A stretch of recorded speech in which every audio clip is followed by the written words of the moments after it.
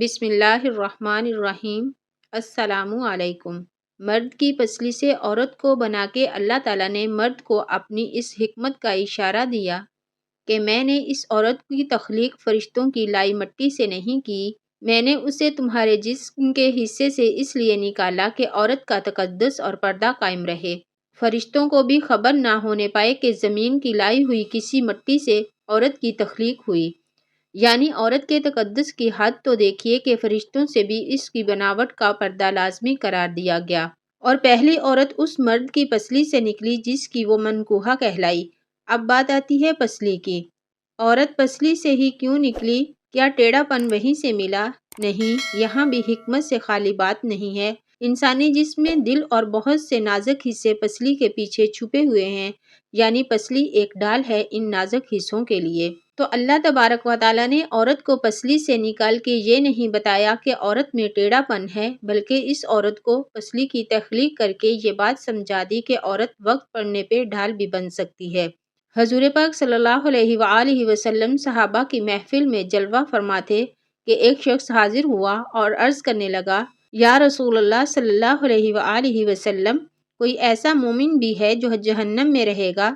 حضور پاک صلی اللہ علیہ وآلہ وسلم فرمانے لگے، ہاں، ایک شخص ایسا ہوگا جو جہنم کی گہرائی میں 1000 سال رہے گا اور مسلسل اونچی آواز میں پکارتا رہے گا، یا حنان یا منان۔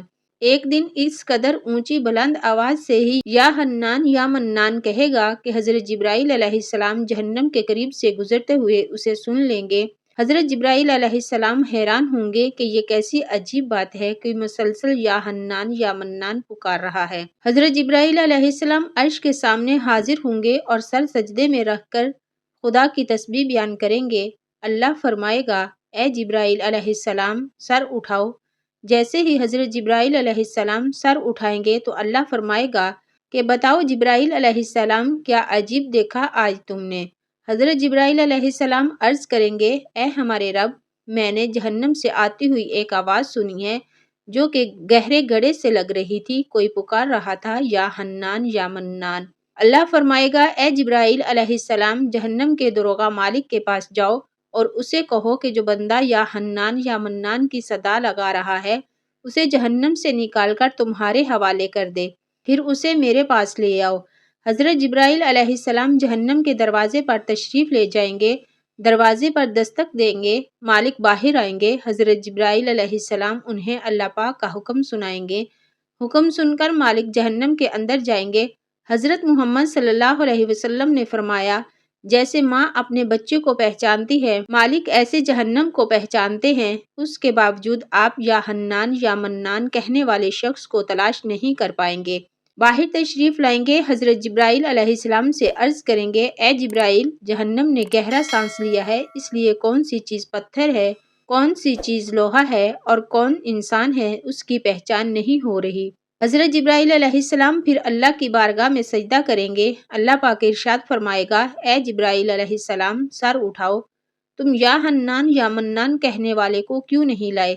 جبرائیل علیہ السلام عرض کریں گے، مولا، داروغہ جہنم مالک نے بھی معذرت کر لی ہے، کہتے ہیں جہنم نے گہری سانس لی ہے، اس وجہ سے پتھر، لوہے اور انسان کے درمیان کوئی فرق نہیں بچا ہے، تو یہ سب جل کر کوئلہ بن چکے ہیں، کسی چیز کی پہچان نہیں ہو پا رہی۔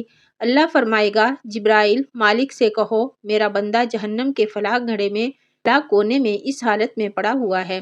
حضرت جبرائیل علیہ السلام جہنم کے دروازے پر جائیں گے اور حضرت مالک کو یا حنان یا منان پکارنے والے کا پتہ بتائیں گے۔ حضرت مالک جہنم کے اندر جائیں گے اور دیکھیں گے ایک شخص ہے، اس کے پاؤں اس کی پیشانی کے ساتھ اور اس کے ہاتھ گردن کے ساتھ بندھے ہوئے ہیں اور جہنم کے سام بچھو اس کے ساتھ لپٹے ہوئے ہیں۔ مالک اس کی زنجیریں توڑ دیں گے اور جہنم سے نکال کر حضرت جبرائیل علیہ السلام کے حوالے کر دیں گے۔ حضرت جبرائیل علیہ السلام اسے عرش الہی کے سامنے لے کر حاضر ہوں گے، سر سجدے میں رکھیں گے۔ اللہ فرمائے گا، جبرائیل علیہ السلام، سر اٹھاؤ۔ جبرائیل علیہ السلام سر اٹھائیں گے۔ اللہ پاک اس بندے سے فرمائے گا، اے بندے، کیا میں نے تیری بہترین تخلیق نہیں کی تھی؟ کیا میں نے تیری طرف رسول نہیں بھیجے تھے؟